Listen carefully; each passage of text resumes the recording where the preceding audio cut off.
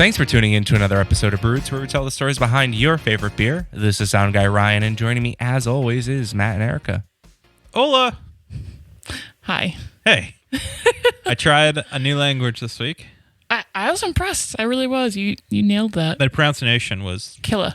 spot on. Yeah. I'm so amped up for this week's episode. I am very proud to announce that we brewed a beer for the first time Dun, dun, dun. in a couple months. Yeah. No, it's been a long time. We used our Claw Hammer brewing supply equipment as well. Yeah. But Erica, tell our listeners what we brewed. We brewed the Brave Noise Pale Ale.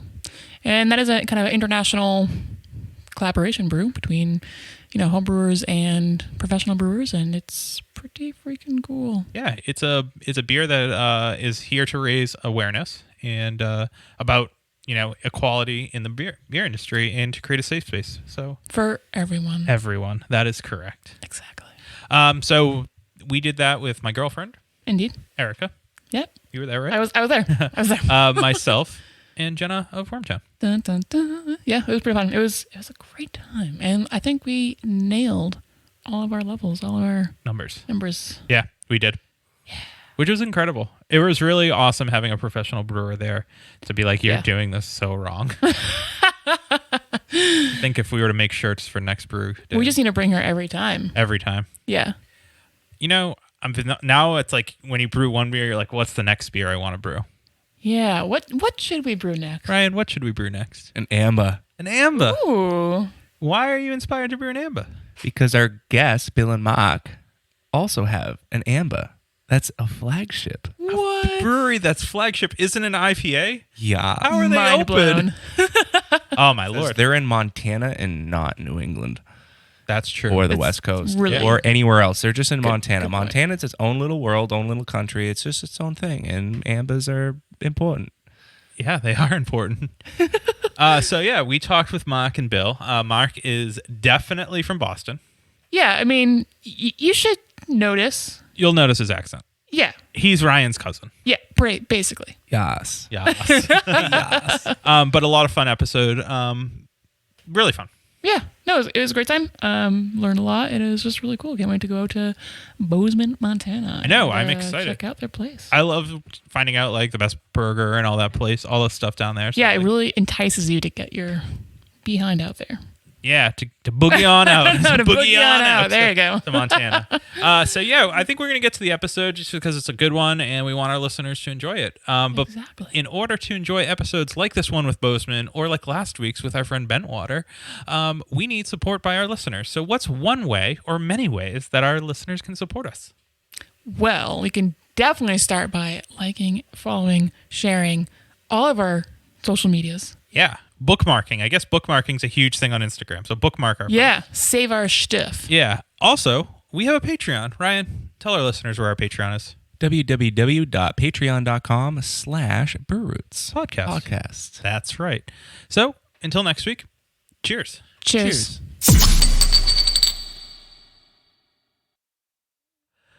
So, Erica and So, Sound Guy Matt. Ryan, Yes, what sir. episode is this across the country for us? I mean, like, what state have we checked off? Montana. Well, interesting. Yeah. I want to say it's maybe 15, 15? something like that. That's we're pretty right around crazy. that ballpark. That means we only have 35 more to go. Whoop, whoop. But I'm very excited to do this one because this ties into a little bit of a local feel. Yeah, it does. Yeah. You might hear right off the bat the local feel. You might. You might. Oh, I know we certainly did. We were talking about how much we hate Tukarask. Yep. So if any of our listeners out there like Tukarask, you can... Just suck it. Yeah, you said it, not me. Wow. We also... Two good times over. Yeah. Done. I'm It was a also good ride. I'm also curious to find out if he likes Cam Newton or Mac Jones, but we'll ask that We'll question get later. there. We'll get there. But we don't want to bore we're not sports radio as No. much as I'd love to be. We're a beer podcast. Your podcast. So Erica, who are we interviewing today? We are interviewing Bill and Mark of Bozeman Brewery. Out in Montana. Yeah. And I'm guessing it's Bozeman, Montana, correct? Yep, you are Bozeman, correct. Bozeman. Is it Bozeman or Bosman? Bozeman. It is Bozeman. Okay. Oh, Okay. yeah. Great job. Hey, Great job. Erica, you Okay. know what? Yeah, you There know is it. a Bozeman, and it's on the East Coast, and we found that out the hard way when we had a giant piece of equipment get shipped there instead of Montana. Oh no. And if Yeah, crazy. and if you couldn't tell by Bill's accent, he is the one that has the Boston connection. He is the one. He almost has Yes. as good of a Boston accent as Ryan. Almost. Pretty close. Pretty, Pretty close. Almost close. So, Bill and Mark, thank you for doing this. We always ask our guests at the beginning of the podcast their role at the brewery and their first memory of beer. So take it away. Who wants to go first? Go ahead, Mark. You go first. I am the sales rep at Bozeman Brewing Company, so out and about on the road and doing brew fests and events at bars and restaurants and trying to convince people to carry our beer. We've got in the bars or restaurants or in stores or all that sort of stuff.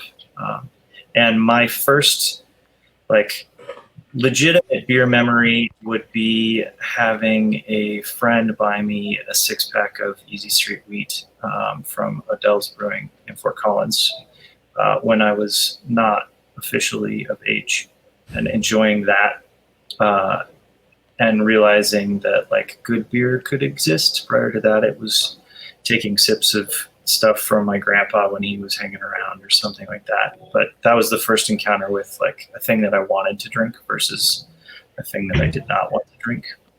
And you liked it. That's crazy. Yeah. Bill, what's All right, your... Bill. So I'm the head brewer, and I've been doing this for, I guess, 15-ish years, 16 maybe, depending on the day.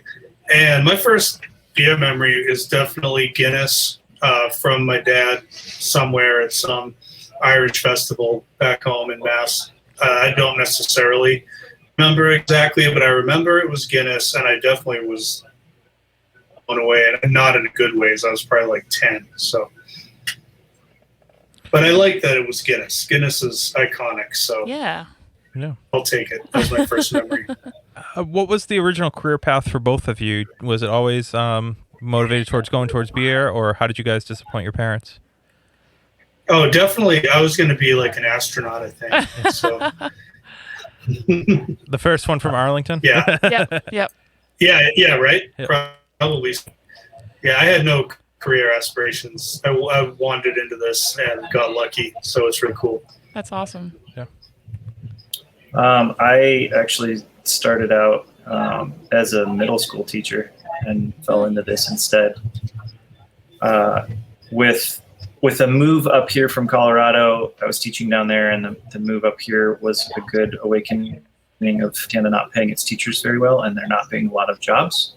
And so it turned into you know what, I love beer, and the brewery scene in Montana is actually pretty significant, and I'm going to try my hand at that. And managed to kind of luck into this one, meeting the GM at an event and talking to him for about an hour, and him saying they were looking to hire a salesperson, and I went in and interviewed a week later. That's awesome. So you mentioned Montana was kind of known for beer. I'm going to be 100% honest with you. If you think of Montana, I think of towns that are 100 miles away from each other. Right. And I don't initially think of beer. So tell me about the Montana beer scene. We're definitely not known for beer. It's awfully nice of him to say that. But I don't think it's necessarily accurate. We're 10 years behind everything in the rest of the country generally. But So you guys are still in we're getting bombers? No, I'm just kidding. there. We have a great scene. We love our Montana beer community. That's a fact. But I wouldn't say that we're on the cutting edge of really anything. And the towns are 100 miles apart. But that doesn't take 3 days to drive. You get there in an hour. So Yeah, I it's guess good. It's a good scene. when I think of it as known for beer, it's not necessarily outside of the state, but inside of the state, there is a really kind of rabid beer scene that Montanans drink Montana beer. They're really supportive of it. Even the tiny little town that's got 2,000 people in it potentially as a brewery, and I feel like that's a somewhat unique circumstance when you consider we have 1 million people here and we have almost 100 breweries. Holy cow. For the whole state. Yeah. Per capita, we're the second highest in the country for breweries. And I think for beer consumption, we're also second highest in the country. Are we still trailing Vermont? It was always Vermont that we were behind in that. Yep. Yeah. Vermont's still the one that we're behind, as far as I'm aware of. Those So might be that's slightly good, old stats. Per capita wise, we are a beer state. Yeah, definitely. So we just play it close to the chest, I guess. Is maybe how we It's a could think of secret. it. it's interesting when I think of like Montana, I think of kind of a blue collar state, right? I think of a lot of farmers. I think of a lot of agricultural. And correct me if I'm wrong. I'm misrepresenting Montana as a whole. Does that come with a lot of domestic beer drinkers? Your Buds, your Bush, your Coors. And how are you as a brewery trying to get those people to Drink craft. Well, I'll tell you the story I told you earlier. We have an amber beer that, it's almost like laughable in certain parts of the country. Like, what the hell's even an amber? And it's a gateway beer out here, and I think it works for the farmers. You nailed it. We are a very ag-dependent state, we get to brew with barley that was grown in our state, so we love that. We love to tell people about that. But our flagship beer is like a relatively dry, not super hoppy amber beer, an American amber, if you will, but it never really does well in competition under that name because it's kind of drier. And the malt is not as forward and it's not as super duper hoppy as some, but a great gateway beer. And that's what we used originally to bridge that gap between the bud drinker and the craft drinker. And, we originally had a wheat beer as well. We don't really make that anymore, but we did. We had a wheat beer, an amber, and a porter that we started with. And then eventually an IPA came on. Would that have been those lower ABV, lighter styles is what bridged the gap. What year was that around that you guys kind of were started? The brewery is actually celebrating our 20th anniversary this year. So we got started in 2001. Wow. So I mean, like that's decent. having a wheat beer was very on point in 2001. So yeah, definitely. Absolutely. Yeah. So style-wise, at that point, all of that made sense, especially for Montana. And the IPA thing was already happening on the California area, but it would have been almost non-existent here in Montana. But an amber and a wheat beer and a dark beer option, a porter, were kind of perfect. Yeah. I almost invented the hazy IPA in 2001 because I was so sick of the wheat beer. I thought it was so dumb. I'm like, why don't we just hop this up? Then it would be good. Like, why don't we just make it a hoppy wheat beer? And that would have, maybe we'd be rich now. And Basically, we would have started hazy. Minded back then. You wanted the boring wheat beer, and that's what we did. Yeah. But I almost invented hazies. You heard it here first. Bill almost invented hazies. So right. There's a lot of things I almost invented.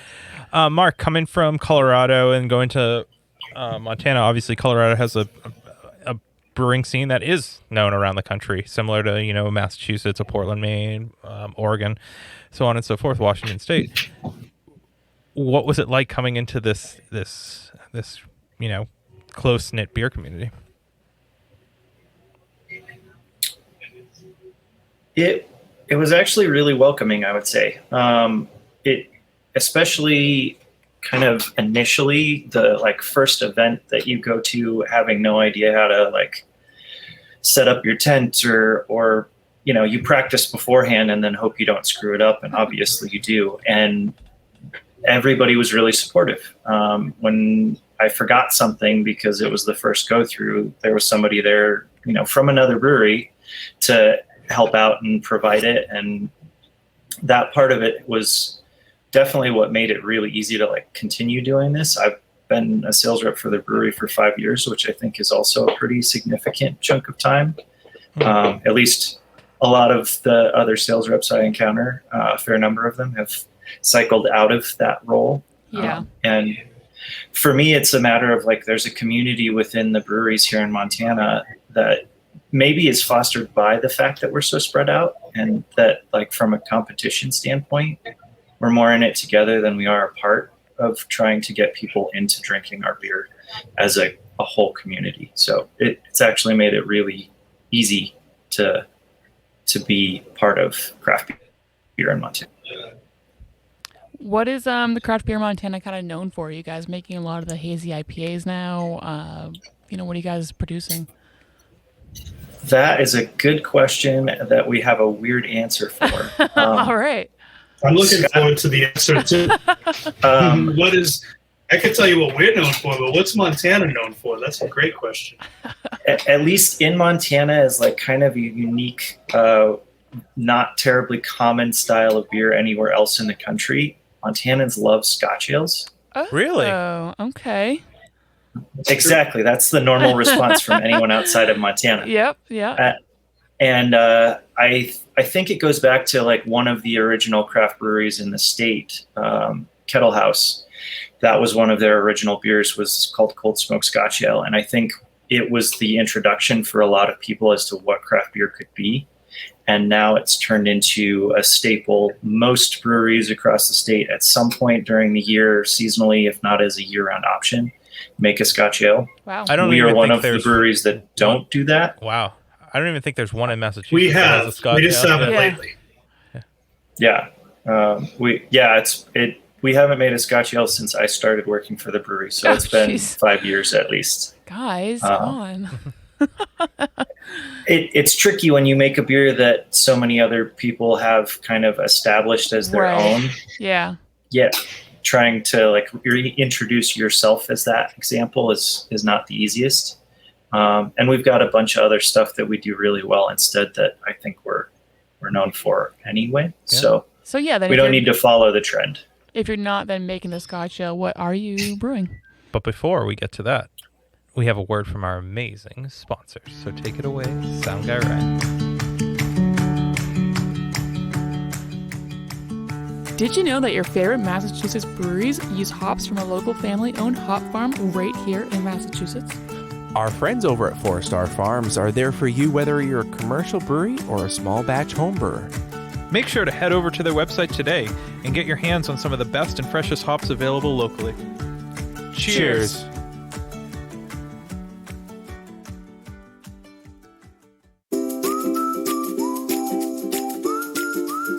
At our local homebrew shop, Beer and Wine Hobby, you can get everything you need to make beer, wine, cider, cheese, and more. Not sure where to start? They have knowledgeable staff there to help. Beer and Wine Hobby is family owned and located in Danvers, Massachusetts. Visit their website, beer-wine.com, and use our promo code BREWROOTS for 10% off your online order today.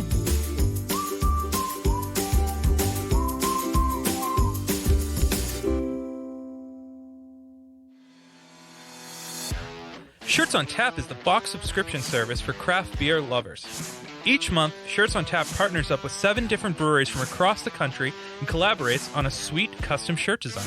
We've been teamed up with Shirts on Tap since the inception of the podcast and are proud to announce a new promo code for all of our listeners. To get your first shirt for $5 off, go to the link in our description below and use the promo code.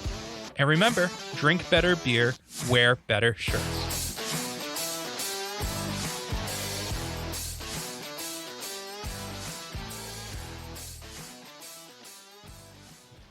And we're back.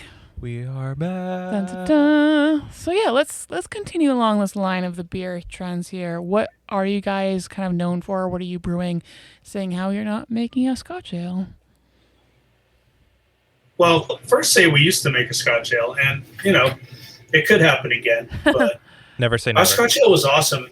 And as far as Scotch ales are concerned, I just think they have to have peated malt in them.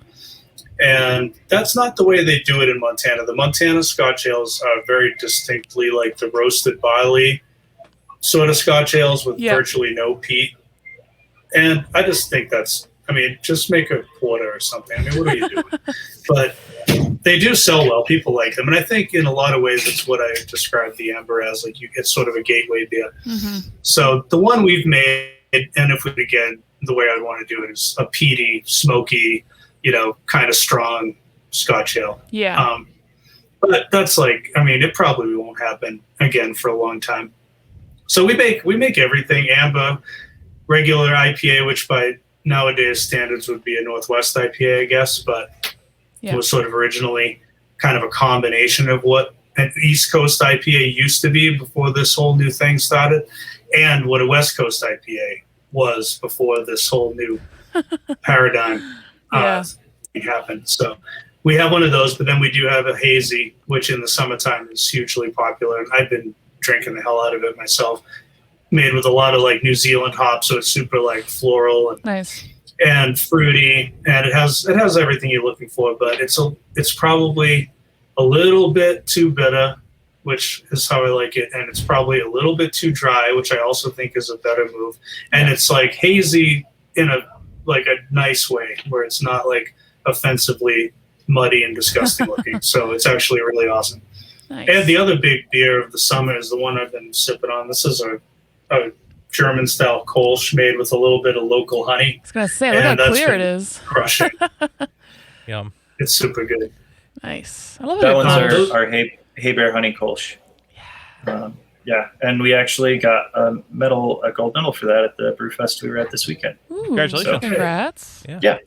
So We just recently interviewed breweries in Hawaii and Alaska, and those are vastly different states and vastly similar states. But kind of the analogy I was thinking is Montana's a huge state, right? And towns are 100 miles apart. How does that affect production for you guys? Do you have to plan your brew a couple months in advance to get grain and supplies in, or are supplies? Is it not even a factor? Is it not a factor? Well, what you're saying is a factor, but maybe not for the same reasons. The logistics of getting around the state really aren't necessarily a huge problem, but global logistics after the pandemic and even that Suez Canal blockage situation slowed down global logistics. So we have had a little bit of, I feel like we avoided having trouble, but we almost had trouble sourcing Wyoming base malt for these lighter styles.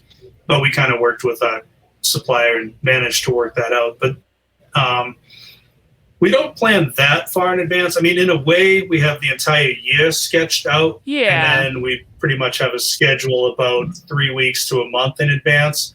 So the distances in Montana, I mean, believe it or not, we don't have horses and buggies, and we don't have to ship everything by rail car. This truck is here and a cell phone. So we don't have a lot of trouble getting stuff around the state, but we do have to plan. And I think everybody has to plan. And that's nothing brand new, but it was a challenge that was certainly increased by the COVID situation. Yeah. And I'd say kind of on the opposite side of the spectrum, we do run into those spaced out distance issues when it comes to getting beer to our distributors across the state. Yeah. That scheduling pickups and things of that nature. Conveniently, our hometown distributor is quite literally not a block down the street, but everybody else is at least a 2.5 hour drive from us. Wow. And that would be in normal circumstance, much less, setting up shipping on a truck or that sort of thing. So the planning for delivery and scheduling out what our distributors actually need requires a fair bit more kind of advanced planning, just to make sure we've got things in stock when they want it, and that we've got it able to send when they actually are able to come and get a truck to us, things of that nature. For that matter, in the winter, we have to schedule shipping so that we don't have beer freeze in trucks overnight because of the cold temps that we get or things like that. So there's definitely backside logistics that are affected by our distances and our spaced out state. Yeah, and geographic location with the harsh winters. Yeah. It's interesting. So Montana, big state, we already know all of that, but you're having people come into your brewery. It's a destination, right? So do you get a lot of just local traffic, or do you get, people coming through the state coming to see you, or what's kind of your scene? Yeah, I Both. would say Both, it's very much both. And it's again kind of back to the seasonal thing. In the winter, we are very much local driven as far as the tasting room is concerned. As far as kind of packaged beer in grocery stores, that sort of thing. But in the summer, Bozeman has become a significant tourist destination, and we get lots of folks that are, looking for breweries and travel around in the same way that, we do when we're traveling, or you guys probably do when you're traveling. And that's been a really nice boost from that perspective too. Yeah, So, you guys have 9 breweries right in Bozeman, is that right? I think we're talking about earlier. Yeah, that sounds right. And Yeah. and then within kind of the county area, there's another 4, and there are 2 more that are probably opening in the next 2 or 3 months. So there's a concentration of breweries in a relatively small town in comparison to a lot of East Coast situations. Right. For how close everybody is together and how concentrated people are back east versus here, where it's a lot of spread out. Yeah, it's great that you have so many breweries and, per like less people, you're still able to kind of survive. How does that work? Do you guys kind of collab a lot? Do you work together to, They mentioned it earlier. They're just drinking a ton. Yeah, that too. That's definitely part of it. Is just Montanans are definitely beer drinkers. I think the other part of it is doing a good job of kind of finding the appropriate niche within your areas of the state. That in the Bozeman area, we do really, really well with draft beer and our packaged beer. And the kind of further we spread out from that circle, the more that percentage sort of shifts towards package. And the fact that we have a portfolio, we've got 8 different canned beers available at any given time, which as a portfolio is pretty significant, especially available in Montana. Yeah. And I think that's given us a leg up when it comes to kind of our success as a brewery. And we do collaborate. The collaboration question is a good one. We're mainly all friends, and we hit each other up to borrow things. So good collaboration, good camaraderie. We've done some full-on Gallatin Valley collaboration beers in the past, usually, surrounding Craft Beer Week and a beer festival or something.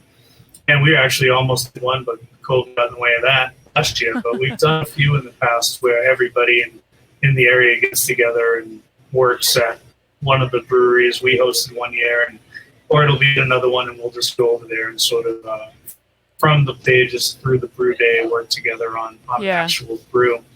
So that happens, and the collaboration on the personal level is really just good and friendly and positive. That's awesome. It speaks kind of volumes to the community. You both are transplants to the area. Bill, off air, you were mentioning that Bozeman is kind of like a melting pot. Why do you think that is? Why do you think that is? Well, I just have tons of friends from other places. So, I guess it's your perspective, like if you live in a ranch out in the middle of nowhere, maybe you don't see that. But in Bozeman, you definitely do. And so we were talking about that with regards to sports. So, whenever there's a Patriots game, I find, I have Steelers friends, Jets friends, Dolphins friends, Colts friends, Bears. You name it. I could probably name at least one friend who's a fan of every other team. So, we'll get together and watch football, and that's fun. But you just meet people from everywhere, and it seems like actual Bozeman locals are vanishingly rare, although they do exist too. Yeah. So anecdotal, personal experience. I know a ton of people from out of state, and of course I'm from out of state, so I guess that makes sense. Yeah, I would agree with that. I think it comes down to Bozeman's a beautiful place to live. The kind of outdoor access is fantastic. It is a neat town for its size. We've got a really awesome downtown. The food scene here is a lot more than you would expect for a place with sub 50,000 people. But it's still a lot less than what you'd like. Yeah. It's not that there's not things we wouldn't like to see on a regular basis, but when we can go and get world-class ramen or world-class sushi, get a Montana steak at a local place, get really fantastic cocktails and things like that. The Bozeman does a good job of balancing that small town thing with some of the nicer amenities of being in a larger town. And I think that draws people from all over the place. East Coast, West Coast, all in between. There's lots of folks from all over the place. Awesome. Well, before we get into that, I think we'll take another quick break and talk with our sponsors. Yeah, absolutely. Take it away, sound guy Ryan. Are you a solo artist, band, podcaster, or anyone else who needs recording services? Well, we got a place for you where your vision can become a reality. Welcome to Small Pond Studios, built by hand with heart and sweat equity by musicians for musicians. Go to smallpondstudios.io to reach out to get more information. And make sure you let them know that Brute sent you.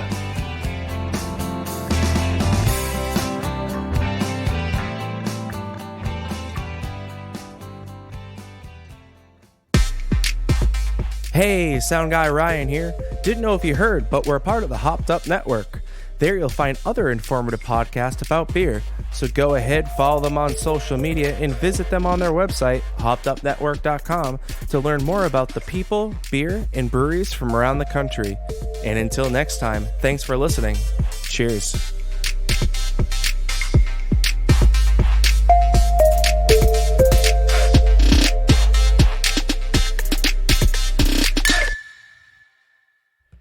And we're back. Thank you, amazing sponsors. We are here with Bozeman Brewing, Bill and Mark. So, what system are you brewing on, Bill? And has it changed over the years, or are you kind of using the same system you brewed when you first joined? No, we have a new system. Well, it's not new anymore. We started with a 7-barrel specific mechanical, and now we have a 20-barrel AAA system. So just mash, lauter, and, kettle, whirlpool, and then a hot liquor tank. So nothing fancy. It's still a lot of hands-on. I mean, it's still very much hands-on. And yeah, it's, we have a bunch of tanks, mostly AAA as well. We have a couple of 60s and a bunch of 40s and a few 20s as well. Wow. And is it just you in the brew house? Do you have some Silverman? I'm sure he has some Sutherland. Mainly me brewing, but a couple of other guys brew, and I think we tried to figure this out the other day. Depending on who you count and how you count them, we have like 7 or 8 or 9 people in the back doing various projects, filtering and dry hopping and transfers and canning and all kind of stuff. Nice. And you have a canning line on site? We do. Yep. Nice. Is that a thing that's similar that pretty much every brewery has as a canning line on site? I don't think that's normal for people, but some people have one. Okay. Yeah, and particularly in Montana, I would say it's a lot less common circumstance. Yeah. There are a couple companies that operate as mobile canning setups. Cool. That's what we're kind of getting at. Yeah. Yep. And I know they were definitely busy, especially last year, with folks that suddenly needed an outlet for beer that normally was able to move through the tasting room, and so the mobile canners got a lot more occupied. But otherwise, a certain size range that a lot of the breweries seem to kind of peak at before they start jumping into purchasing canning lines. And that right. Yep. 16-ounce cans for you guys, or are you guys still doing 12-ounce? We're still doing 12-ounce 6-packs. Really? Now, is that just because that's what the market's demanding in there, or? I would say that is definitely a market demand. At least in Montana, there's only a couple breweries that regularly are packaging in 16-ounce. It's so different. Yeah, that's so crazy. We also hear that actually. I think it's so crazy when I come home and everything is just 4-packs of 16-ounce cans. Right. It's so wild. Yeah, we like the standard 6-pack of 12-ounce cans. I mean, that's like classic. I also hear that it fits really well at a grocery store. You can stack them easily. Yeah, that's true. Yep. There's definitely efficiencies to it from our standpoint. The merchandising aspect of it in stores is definitely better. I think the other part of it, at least for us, was just when we purchased the canning line, 16-ounce cans were really pretty limited, especially within craft beers. Like you'd see tall boys of like Oli or PBR or something like that, but 16-ounce cans when we bought our canning line were not common within craft beer, and that's obviously shifted in the last just 5 years or so. Yeah. But that's a bit of why we're still in that kind of 12-ounce game, is that's what our system is set up for. To make shifts would be time and labor intensive and not necessarily effective. So definitely. Yeah. So do you find that, that demand for, those Scotch ales, the ambers and beers like that, you mentioned you're a couple years behind on the beer scene. So what do you think's next for the Montana beer scenes? Are you going to be doing those milkshake stouts, or or I saw one of you guys laugh. I mean, like, I honestly, I mean, you never know, and we're relatively open-minded, but I think our line in the sand is going to be this milkshake pastry stout bullshit. I don't see it. But the reason is because we don't think beer should be overly obnoxiously sweet. So it's the idea of like adding unfermentable sugar and having beers that don't fully attenuate to us. Like we find, I mean, the word is cloying. We all know it in the beer world. And like now cloying is being embraced in some of these styles. So, I mean, we didn't think we would want to do hazies, but that, like, we adapted to that and found a way to make them that we like, that fits into that mold of not being too sweet, not being like obnoxiously under attenuated. And we love our hazies now, and it's great. But so that's the thing. Like, I don't want to add lactose. I don't want things unfermented. I don't want to, an IPA to, I think, I mean, I'm sorry. I think it's a friggin' abomination, to be honest, this slushy milkshake thing. I'm not into it. I mean, I'll have, this much of one, and it's like, if they're well done, like, great. I'll definitely have like 5 or 6 ounces and appreciate what people are doing. But yeah, a lot of I don't think it's something we want to do. I mean, I know it's something we don't want to do, and I don't think it's anything we need to do. It's the same with seltzers. Like a lot of breweries are making seltzer, but we sell every single drop of regular like beer that we can possibly put in our tanks. So if it's not something that we're passionate about, and if it's not something that's like super popular, that like like the hazy thing, you kind of have to get into that. Yeah. So that's fine. But so I don't think we're doing that. But I mean, what we're doing, which we have known to be the future for at least as long as I've been here, like since 2004, is sour beer and barrel aged beer. So that's kind of, if anything, is a reason to come to our brewery.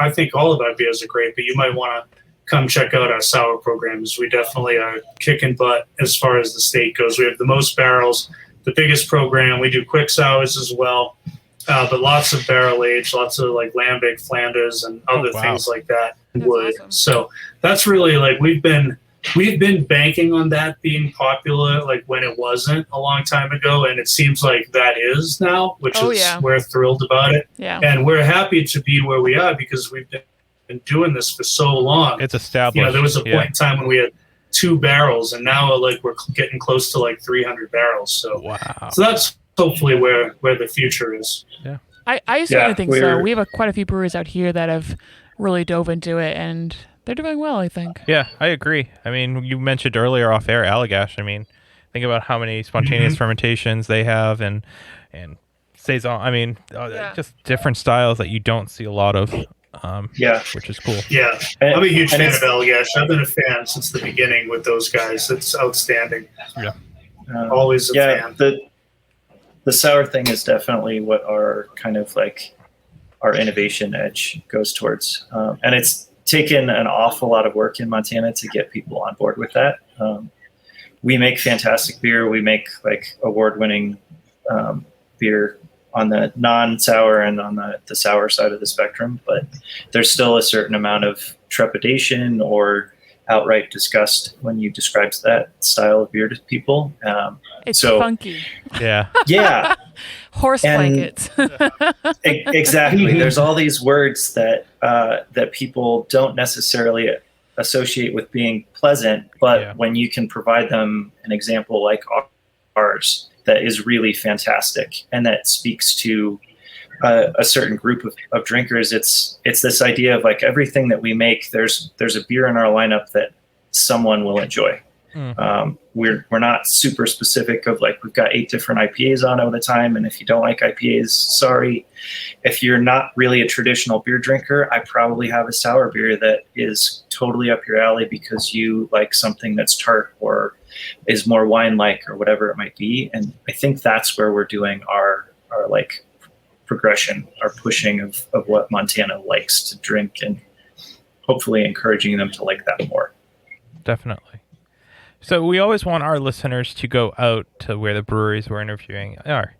But part of going out is, enjoying the local scene. You mentioned that Bozeman has kind of become a destination. What other stuff is there to do in Bozeman? And are national parks nearby, or is there just a beautiful landscape? Tell our listeners. Yeah, we both. Yellowstone. Yeah. We have Yellowstone National Park. The landscape's beautiful everywhere.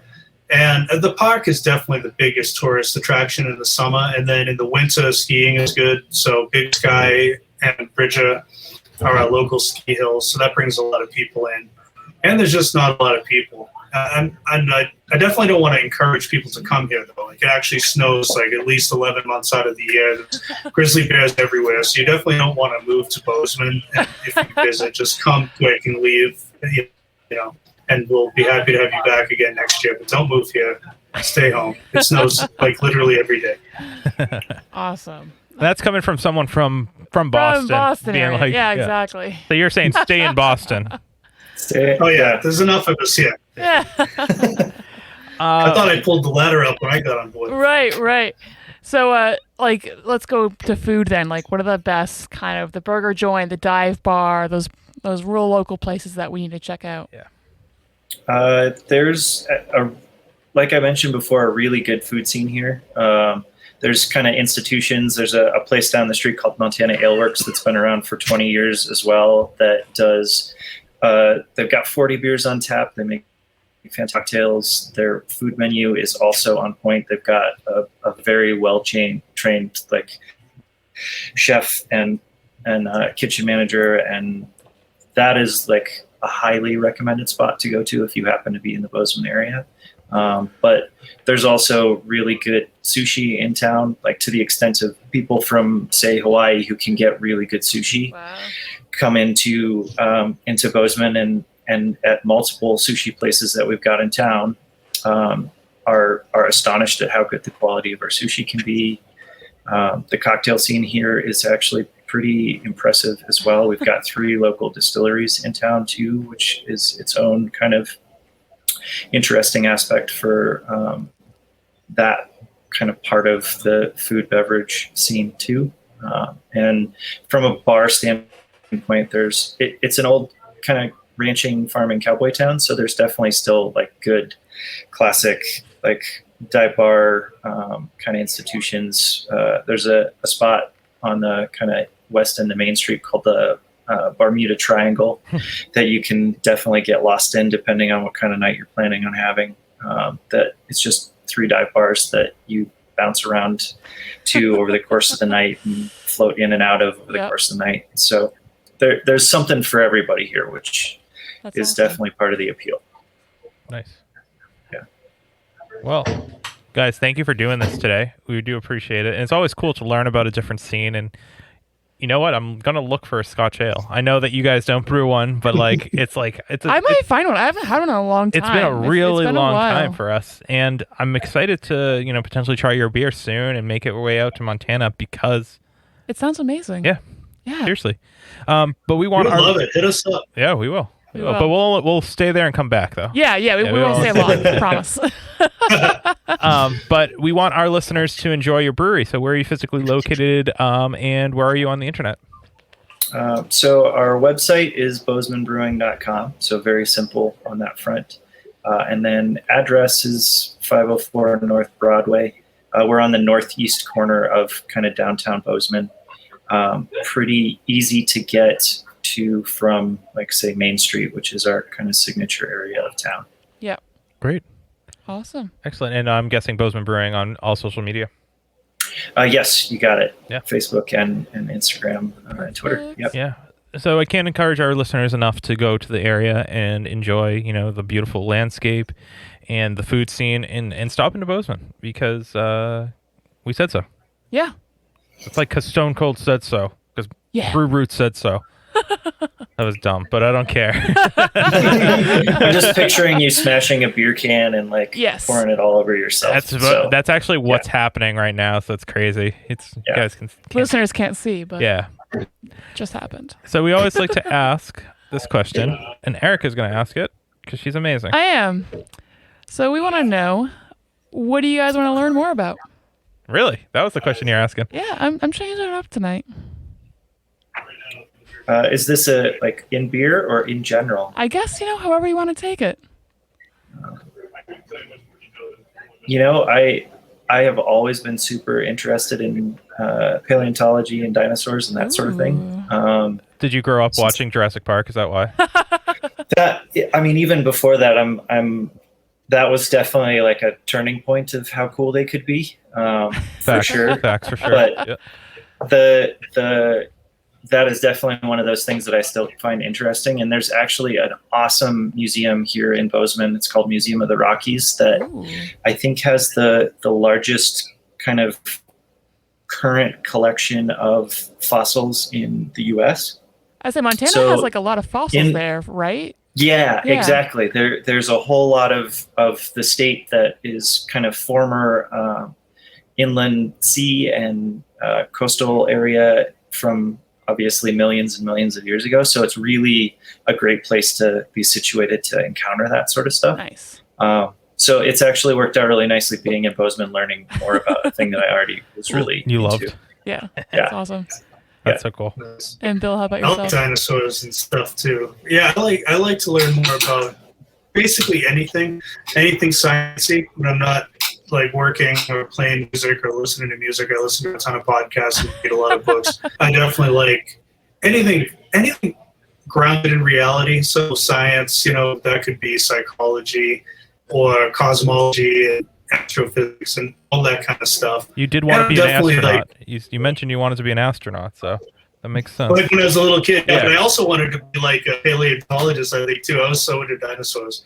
But nowadays, I just want to like learn about things that are true and in the cosmos and in our mind. I'm fascinated by the hard problem of consciousness, which is still something we don't know a ton about. We know a lot about the mind, and there's a lot of theories and ideas about what else there is, if anything.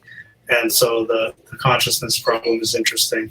The Fermi paradox, where is everybody? Are we alone in the universe? I love listening and reading about stuff like that.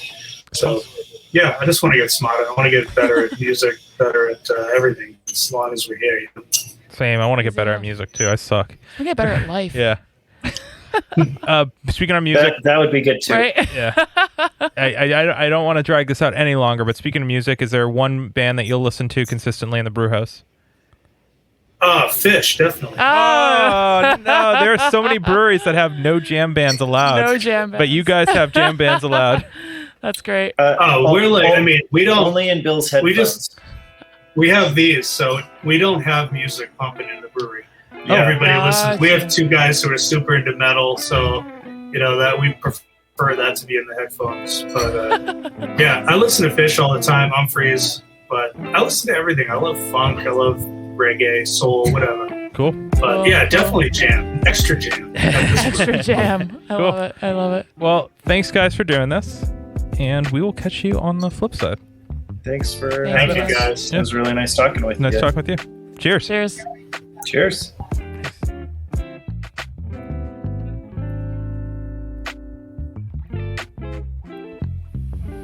It's outro time, and Ryan is actually enjoying this outro because this is the only time that he gets to announce our guest next week. So Ryan, who are we interviewing? We got Nick from Turtle Swamp. That's right. Turtle Swamp is located in Jamaica Plain, which, Erica, is A little village of the Boston city. That's right. That's why a lot of people just call it JP. JP for short. Yeah. Yeah. Little.